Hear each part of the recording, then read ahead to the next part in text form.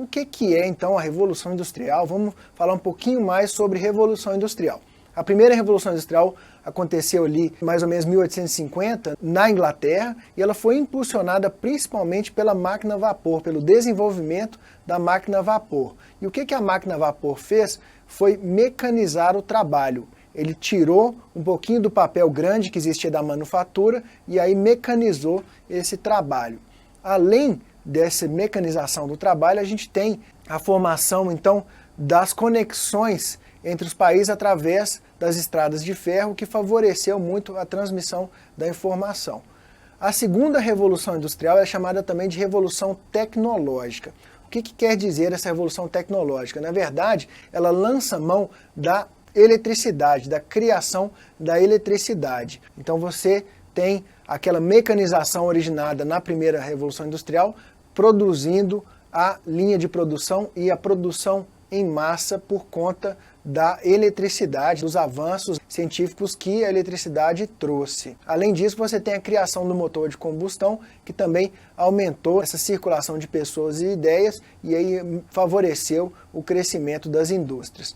A terceira revolução é chamada de revolução digital, que ela começa na metade mais ou menos do século passado, principalmente pelo uso dos computadores, mas também pelo uso dos robôs dentro da produção industrial e com o advento da internet também no final da década de 70. Então o que a revolução digital fez? Ela pegou a linha de produção que estava uma produção em massa e automatizou essa linha de produção. Então foi uma revolução porque ela automatizou a produção industrial. A quarta revolução industrial veio meio que atropelando a terceira revolução industrial, porque ela lançou mão de tecnologias que tiveram um desenvolvimento exponencial, como os telefones celulares, a criação do Big Data, que nós vamos ver lá na frente, e o uso da inteligência artificial. Por que a quarta revolução industrial é muito importante, né? Tem trazido tantas notícias, né, em volta dela? Porque ela tem um padrão diferente. As outras revoluções elas tiveram um padrão linear de evolução.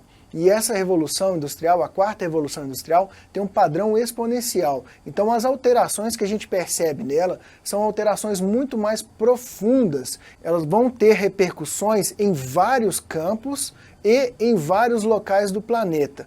Então nessa metamorfose do campo de trabalho, a gente vê um conceito que nas outras revoluções industriais não havia, que você simplesmente está borrando os limites entre o digital, o biológico e o físico. Então você está realmente tendo uma mescla de vários domínios que estão impulsionando tecnologias e avanços que a gente não imaginava que fossem possíveis, e o passo desses avanços é exponencial, é realmente muito grande.